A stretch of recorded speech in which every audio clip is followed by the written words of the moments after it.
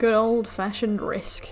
I used to have this game on the PlayStation 2 all those years ago, and I thought it would be interesting to try this version and see how different it was, if it was different. Risk is a strategy game where you get given troops, have to allocate them, then fight your enemies and hope to win.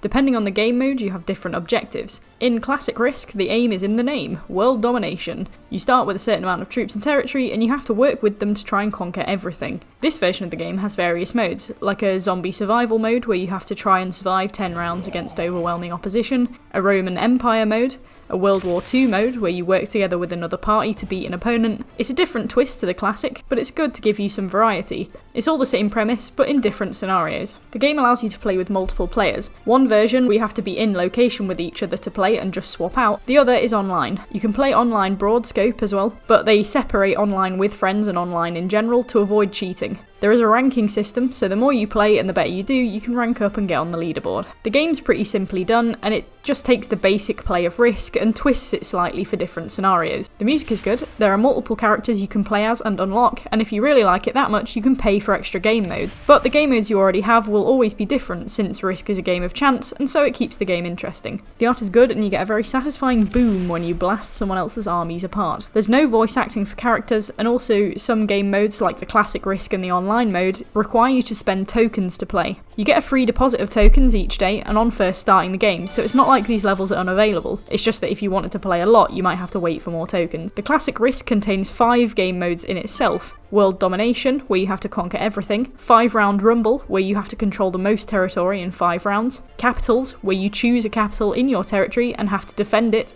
as the other players only have to claim all the capitals to win, not all the territory. A Zombie Horde Resistance mode, and a 70% domination, which is just a faster way to end the game when you have 70% of the territory. You can customise the game as well, with additional options such as dice function, card payout scalings, blizzard, and a setting called Fog of War. These can make the game harder or easier. Blizzard basically eliminates certain positions in the map from play, meaning you could have one less territory to claim to get a full continent. Fog of War covers the number of troops on all spaces except the ones directly next to territory you own. That means you could be fighting across the map, and it be suddenly revealed as you move along a space that there's a huge army waiting for you. The dice function, you can either play on balanced or true random. I think for balanced, it's more likely that if you have more troops, you win the dice battle. However, you will take proportional losses from it. For example, if you had 6 troops fighting against 4, the opponent may lose 4, but it might be very likely you lose 4 as well. True random gives a chance that you might obliterate your enemy with very minimal loss. However, it also holds the chance that against odds, your enemy with less troops may obliterate you. It offers better reward, but with more risk. And for the cards, you can either have the payout grow as the game goes on, or be a set number depending on the set of cards you get. If you make it set numbers, you can't gain any more than 10 troops from cards. However, if you let it scale, you can get above 20 troops per card set no matter what the set is, and that can really save your life later in the game. However, again, it holds more risk, as a powerful enemy may cash in cards in late game and get a massive troop boost to wipe the floor with you.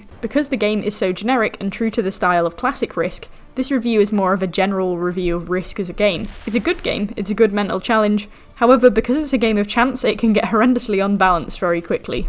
You get more troops for the more territory you own, in general, without card boosts. The fact that you get more troops for more territory means that if you get most of your territory stolen, you also get less chance of fighting back. Sometimes you can try and cash in cards to give yourself a fighting chance, but very often the cards don't give you enough troops to do anything but stand your ground. And sometimes, you can have more troops than another person, but the dice fall against you and you end up getting obliterated instead. All the factors combine together, and if they're not on your side, the game can feel pretty unfair. It's exciting to win and annoying to lose when you know you've already lost and people are just taking their time to kill you. But the game is good and quite addictive, and I spent an hour on it pretty easily. There's opportunity for progression, chance to hone your skills, and a way to kill time, plus expansion by playing online multiplayer and with friends. I can't really say a lot more about it, to be honest. It's good, and although it is partly limited by being paid to play for certain levels, it's Risk and there's a lot to it, and it's very true to the original version. So I'll give Risk Global Domination an 8 out of 10.